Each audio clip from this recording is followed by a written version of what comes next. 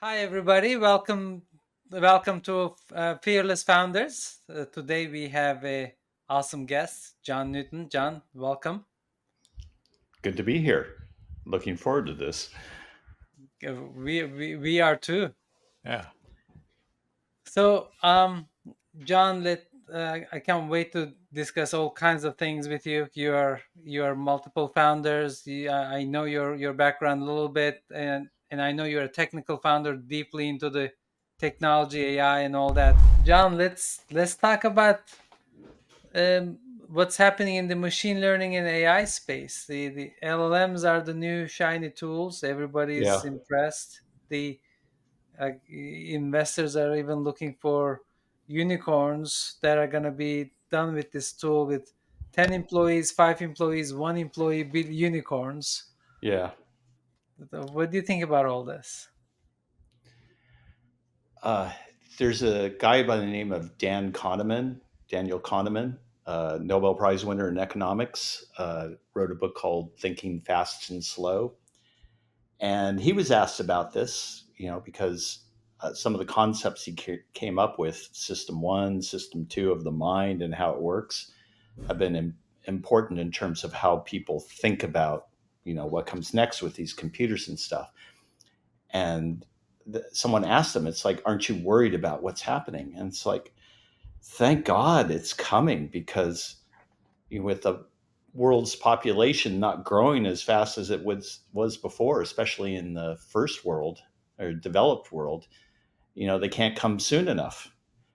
So basically populations are shrinking. So there's probably going to be some disruptions for sure, and just as there has been with disruptive technology in the past. But humans adapt, and I'm sure they're going to adapt to this one too. And it will be really a fusion of capabilities between humans and Mhm. these large language models. Where humans are the live agents working around, but LLMs and other types of agents will certainly be there to help them. I do think, though, that people will be capable of doing a lot more than they were before. I mean, every time I've played with large language models, I've done a lot. It's certainly, I feel amplified, whenever I do something. You know, I told you about my little project where I was trying to take Ptolemy's maps from the second century AD and translate them into modern maps, locations Mhm. on there. If you look at a Ptolemaic map, it's all wonky. There's a lot of stuff there, but it's all wonky and different names and whatever. How do you translate that? Well, I asked an LLM to help me build a program to translate it, and it actually uses machine learning as part of creating this. But it built Um, it with me guiding it in terms of what I wanted to do, and it was there to help me do some historical research. So things like that just kind of show that the sky's the limit in terms of capabilities. I think of the current state of AI like the internet. Internet allowed different types of advantages to the startups. Like you didn't have to create offices everywhere, right? Like you allowed your software to be distributed. LLMs or AI will allow different ways for startups to scale.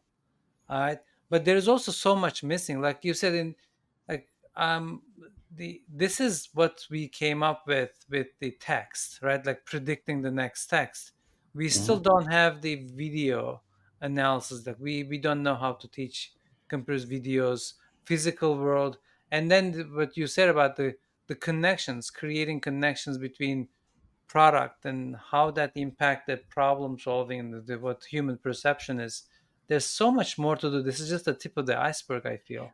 Well, so I found one of the most influential people that I have watched, and I have learned so much more this time around from YouTube than any other source. I think I've watched tons of YouTubes all the time, and it's not fun YouTube stuff. It's fun for me, but average person I don't think would find Yeah. it terribly fun. But Ilya Sutskever was the CTO of Uh-huh. OpenAI, and our chief scientist, and he was involved in all that drama a few months ago. But he's just so insightful as to what is happening, what happens next. It turns out that transformers, which is the predictive next token thing, Hmm. actually work for everything. They don't just work for text; they work for images and predicting images. So, convolutional neural networks was the way that images were recognized. Transformers are doing just as well. They're also working on video. They're working on sound. Then they're working on dialogue. They're working on translation. So it could be that Transformers will be the way. And there's some new models that might come up. In general, for being the non-techie side of the threesome here, I've always realized that ultimately, in the end, it's the ability for the people to connect and talk and collaborate together. And if our tools can enable that, we're all game. It Yeah, That's really it. It's the augmentation of the human connection that allows the entity to flourish, whatever tool is needed. that's true. But what I've found in the last year is ChatGPT, Claude, Perplexity. I don't know if you guys have seen Perplexity, and a few other tools. I have long conversations with these tools, really long, like spanning days and weeks with these tools. And the longer that it can keep a context of what's going on, the more interesting it gets because these are not deterministic in terms of the output that comes out. It's a real conversation, and it's actually generating novel ideas. I put a seed in there that helps generate the novel idea, but I wouldn't have come up with some of the things that it's come up with on its own. Exploring like new possible uses of large language models. Well, you're not going to find another expert, that knows as much about large language models as GPT-4 or Claude 3. It just knows more than any human being does. Hmm. So you can have a great conversation with it. But, I've had, uh, we have a homeowners association that's having some legal issues. I have long conversations with it to say, how can we solve these legal issues? And it's a heck of a lot cheaper than a lawyer. So I advise anyone to spend the money on these tools. I'm part of my spend analysis of last year is that I spend a lot of money on data services, but it's money well spent. Waste your money on data services. Don't waste your money on cars. Don't waste your money on frivolous things. Waste your money on data services, and just use them to the hilt. Even if you use it once, that it'll probably end up paying for itself. Yep. Get What the wise pro words. version of everything. Pro version, not the free version. Free version's stupid. Yeah. But let's stay in the last thing you said. You are very technical, and Mhm. there's a lot of technical founders out there. I think let's relate to those first. Like, when you probably look at the world um, from the lens of how technology is evolving, and what are the inefficient points of that new shiny object that everybody's drooling about. But you probably look at, it's not doing that, it's not doing this, and then how do I fix that? Like, do you look at things like, what are the holes, what are the gaps for to find business opportunities? Or, and like, tell us Yeah, a little bit about what you've done with LLMs. You told me a story about your pet project as well, so it's fascinating. yeah. Well, I do have a pretty analytical approach to this. I create market maps, and I use well understood market maps in terms of how industries are organized and their primary problems. I look at lines of business. What are their problems? What's common across multiple industries? What's different to specific industries? I also create technology maps as well. And what I do is I just take and extrapolate exponentially. Things like Moore's law, but also Mhm. things like storage. I look at things like network bandwidth. Um, how fast does 3G, 4G, 5G, 6G, 7G go? Um, I also look at display technology. I just map all these things. And then I just take a point 5 to 10 years in the future and I look at where the technology will be because it just kind of follows these pretty standardized curves. It's like, what can you do with all that compute? What can you do with that display? And what can you do with whatever? And it's actually pretty interesting, if you just let your imagination go wild. So take those technology capabilities that will be possible in the future, and that's definitely true for large language models. I have to come up with an entirely new model for how do you extrapolate out large language models. Then you Mhm. take these business problems, you lay it on top. Is there an opportunity to do some sort of disruptive technology play on an existing problem, or does it even open up more possibility to solve problems that nobody solved before, and they're just kind of paper around those problems? So that tends to be the way that I look at these things, as well as what are the natural progressions of enterprise software. I'm all enterprise software. I don't know anything about consumer software, and good luck to everybody who goes into consumer software, but enterprise software, it, there's some clear patterns of how things develop. John, I have to ask, so does that mean that in any of these businesses that have been successful or not, you've taken that role, like the visionary, technical, CTO-ish kind of a role, Yes. and then got partners to supplement the business building, whether they be operators, whether they be finance gurus or revenue generators? Yes? Yeah, I can't say that I never wanted to be a CEO, but at some point I recognize that that's not where my strengths lie. I'm a, a word that's often used about me in 360s or whatever is visionary. So that's the kind of thing I enjoy doing, is just looking forward and doing things like that. I am a CTO. Um, However, I believe I'm a generalist as well. I spent a lot of time in marketing. Uh, I g- I would go on sales calls whenever I could possibly go on sales calls. I love talking to customers. I love going to user groups and just interacting and learning new things and seeing what's going on. Our partner ecosystems have always been very vibrant, and there's lots to learn from your partners as well. So I try to get out there and then take that on board, internalize it, and then figure out how does that make a difference in terms of where to go next. Uh, all those are different sensors for trying to feel out what happens next and where things go from there. But I also supplemented with a lot of reading and digesting and modeling of things like stuff out of Harvard Business Review, lots of business press, as well as technology press. Um, I just look at trends in various industries as well. Look at the equity analyst reports, and to see what's new, what's going on. Wow. Gartner's good source. Forrester's a really good source as well. I have to ask this question that I've been reserving just for you.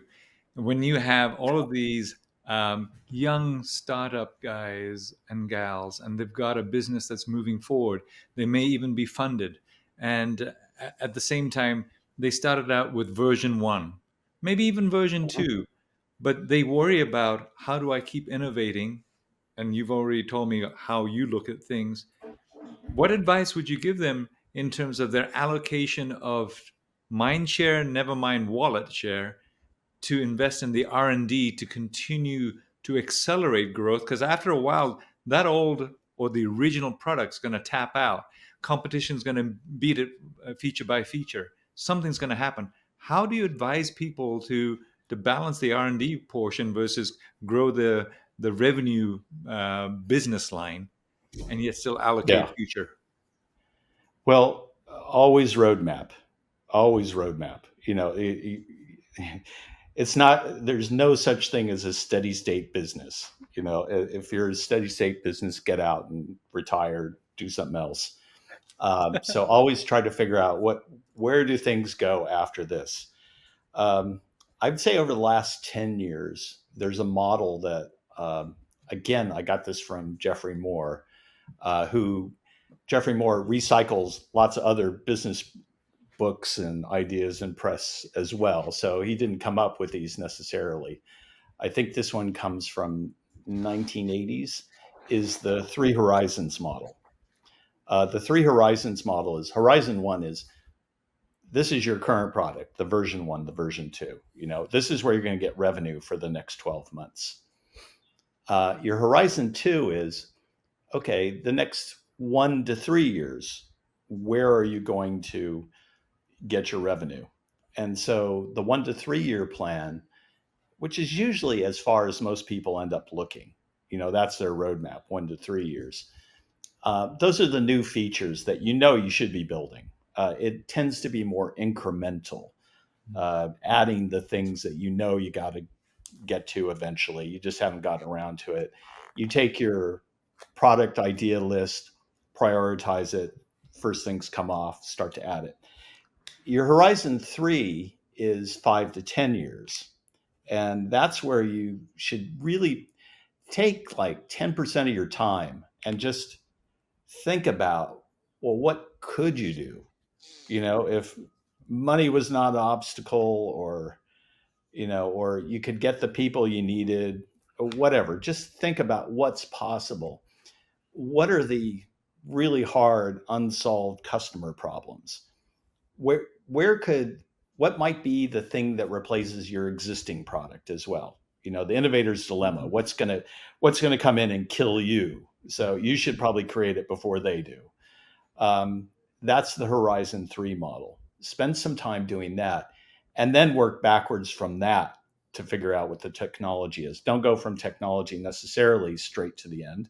Sometimes it makes sense, but work from not even today's customers, tomorrow's customers as well, because your customer base may be 10 times bigger in 10 years' time, or even bigger than that. So try to figure out where it is that you want to be and use these tools of exponential extrapolation, market maps, and whatever to say you want to go after this.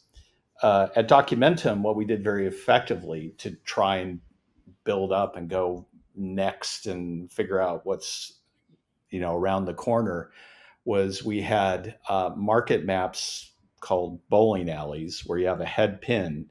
You go in, hit that head pin. For us, it was regulatory submissions in pharmaceuticals. Well, once you're in the pharmaceuticals, you can go into R&D, you can go into manufacturing, and we started doing that. So we started building out the pharmaceutical map of where do we go, and then what's adjacent to that. And then sometimes we would go and say, you know what, our technology is stable enough, it's mature enough. Let's go into a new market. And so actually we went from cold start into financial services. Growing these businesses, all of those hours, all of that sacrifice, work-life balance always comes into play because these younger people are doing burning both ends of the candle. How Yeah. how did you manage your priority? How did you oxygenate? How did you get any form of decent relationship with your family? Okay. So I think it's part of Stephen Covey's 7 Habits of Highly Effective People is keep the end in mind. Um, what he normally means is what's on your epitaph. what do you want people to remember you for? And there's probably a little bit of that. And I bet some people are thinking, that's my motivation. It'll be on my gravestone or whatever. Trust me, it won't be. But Or but if you keep the end in mind of what are you trying to accomplish with this, it helps keep you going. when things get tough, because they will get tough. And so I think that between, well, I only got married toward the end of the English years. At the beginning of Documentum, I thought, oh, we just got to go hell for leather. It's everything is just going to be tough. We actually made people sign a piece of paper before they joined saying, you will spend a minimum of 60 hours a week working on this job. And so they signed it, so the expectation was really clear. And I didn't have kids yet. Well, anyway, it ended up being about 80 hours a week. It was crazy. And it was very different doing 80 hours a week at Ingress and 80 hours a week when you start to have kids. Then it's very different. But when I had children, that's when I stepped back, and I actually ended up prioritizing my family more. It's like, uh, do I stick around for this socializing event, or do I go home? I made the decision to go home and spend time with the family. That's not the way my wife would describe it. She said I was always gone, but that's what I believed I was doing, and at least what I was trying to do. Would you give any advice right now to those who are even scaling their business? Yep, you got to do as many hours as it takes to get your business to grow. Would you give them that advice? Um, Before I gave that advice, I would probably advise, are you delegating effectively? Because that is sometimes very hard for founders, is to realize that, yes, somebody else can do that job. Um, I'm watching, there's a new program, I think it's on Hulu or Netflix or something. It's about the murder of Abraham Lincoln, and it's the Secretary of Defense that takes over the murder inquiry. And his wife's telling him, "Why is it you can never delegate?" and and you're watching this thing. It's fascinating.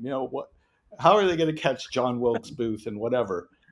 But why the heck is the Secretary of Defense solving a murder, even if it is the President of the United States? Well, are you trying to solve murder, or can somebody else solve that murder for you?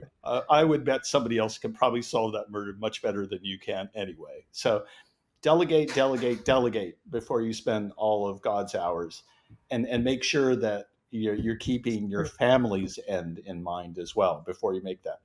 Does that mean you're not going to be spending hours and hours? Well, you probably will be spending hours and hours. You might be taking that trip around the world. You might be missing some school event or whatever, but do that with all due care and deliberation before you actually go and do that.